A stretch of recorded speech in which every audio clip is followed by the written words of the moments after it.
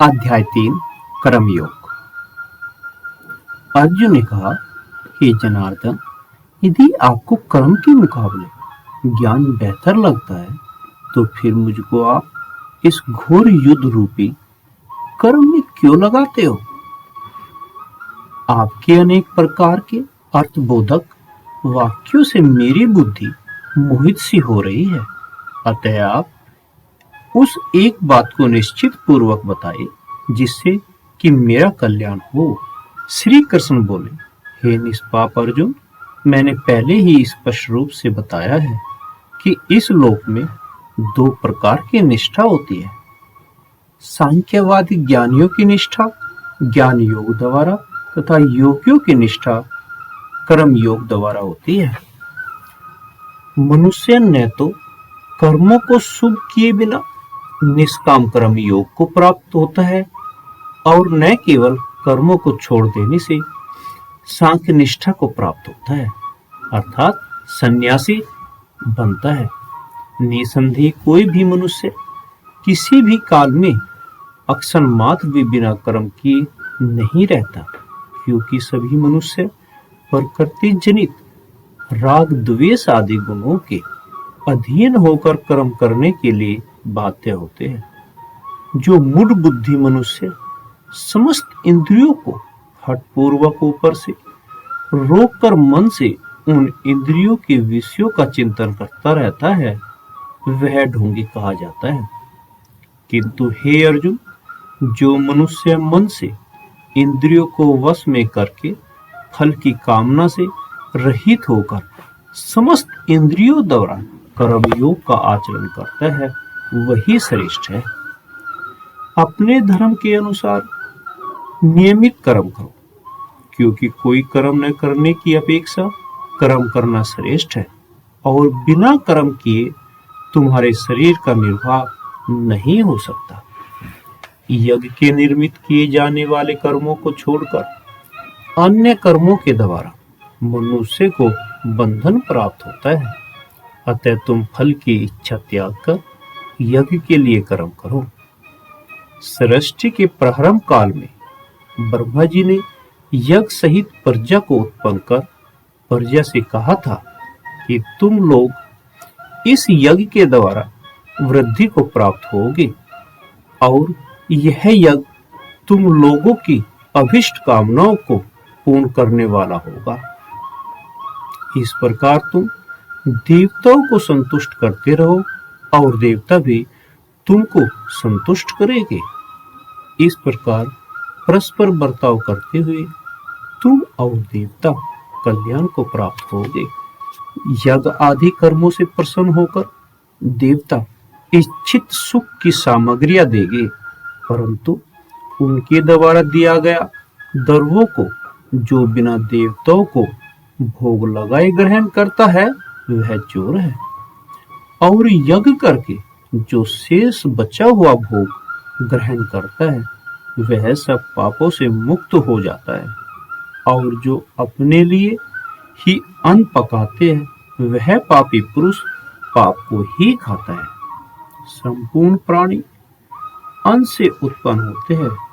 अन्न की उत्पत्ति वर्षा से होती है, वर्षा यज्ञ से उत्पन्न होता है और यज्ञ कर्म से उत्पन्न होता है। कर्म को वेद से उत्पन्न जानो और वेदों को अविनाशी परमात्मा से उत्पन्न हुआ मानो। इससे सिद्ध होता है कि सर्वव्यापी परम अक्षर परमात्मा सदा ही यज्ञ में प्रतिष्ठित है। हे पार्थ, इस प्रकार चलाए हुए कर्म के चक्र अनुसार जो नहीं चलता है, वह इंद्रियों द्वारा भोगों में रमण करने वाला बेकार ही पापमयी जीवन जीता है।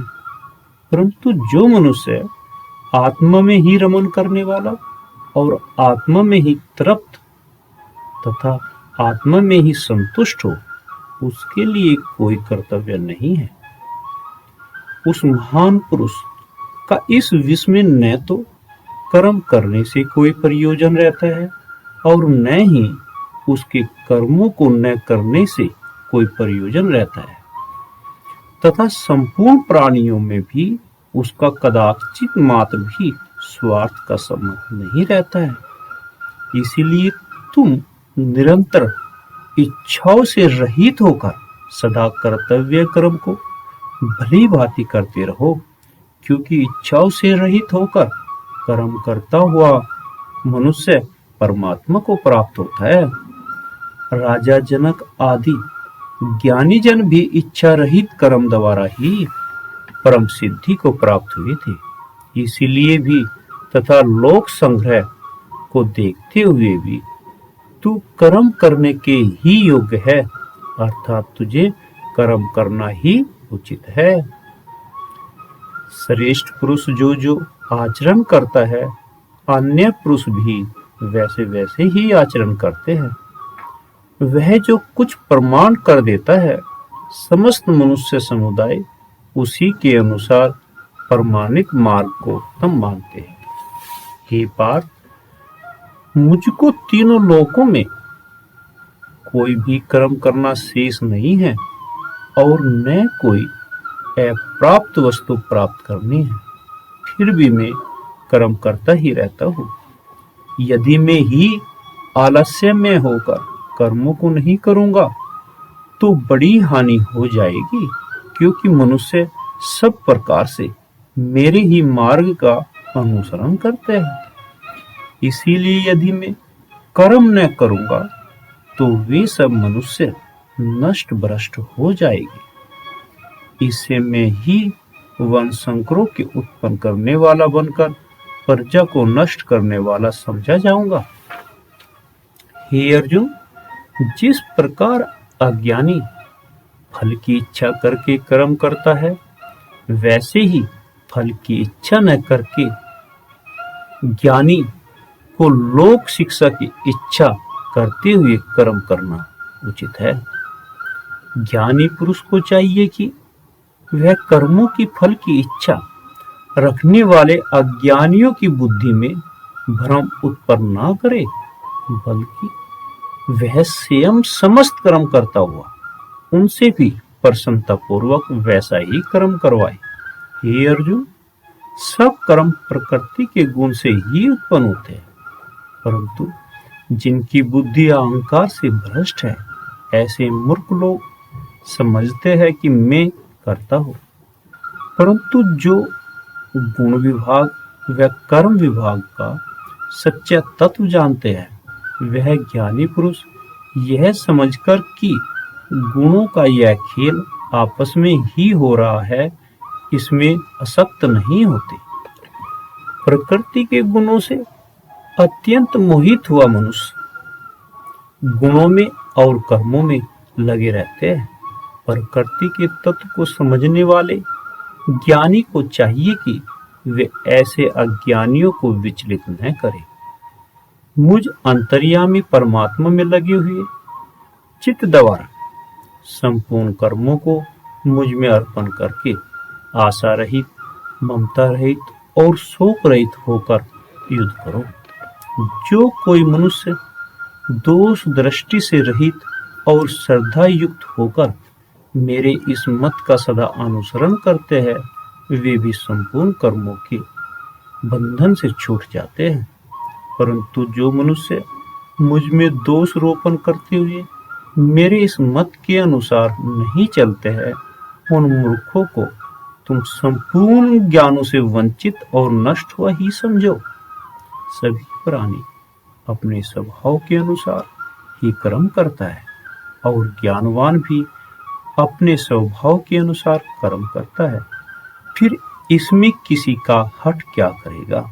प्रत्येक इंद्रिय के विषय में राग और द्वेष छिपे हुए होते हैं। मनुष्य को उन दोनों के वश में नहीं होना चाहिए, क्योंकि वे दोनों ही इसके कल्याण मार्ग में विधन करने वाले महान शत्रु हैं। अच्छी प्रकार आचरण में लाए हुए दूसरे के धर्म की अपेक्षा अपना दोष युक्त धर्म अति उत्तम है। अपने धर्म में तो मरना भी कल्याणकारक है और दूसरे का धर्म भय को देने वाला है। अर्जुन बोले, हे कृष्ण, तो फिर यह मनुष्य स्वयं न चाहता हुआ भी किसके बल से प्रेरित होकर पाप का आचरण करता है? श्री कृष्ण बोले, रजोगुण से उत्पन्न होने वाला काम और क्रोध है जो मनुष्य को पाप मार्ग में ले जाता है।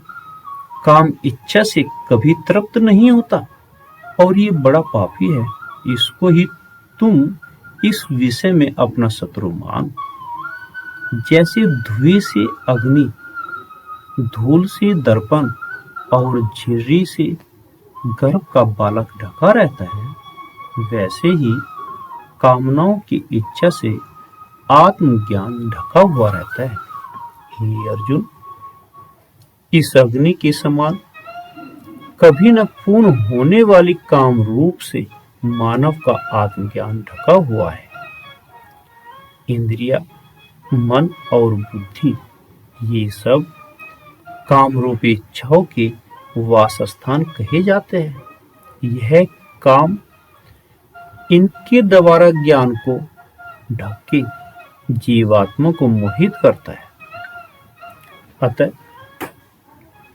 हे अर्जुन, तुम पहले इंद्रियों को वश में करके इस ज्ञान को और विज्ञान का नाश करने वाले महान पापी काम को मार डालो।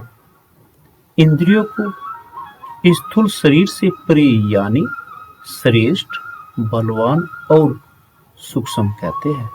इन इंद्रियों से परे मन है, मन से भी परे बुद्धि है, और जो बुद्धि से भी अत्यंत परे है वह आत्मा है। इस प्रकार बुद्धि से परे अर्थात सूक्ष्म, बलवान और अत्यंत श्रेष्ठ आत्मा को जानकर और बुद्धि द्वारा मन को वश में करके, हे महाबाहो, तुम इस कामरूप दुर्जय शत्रु को मार डाल। तीसरा अध्याय यहाँ पर समाप्त होता है।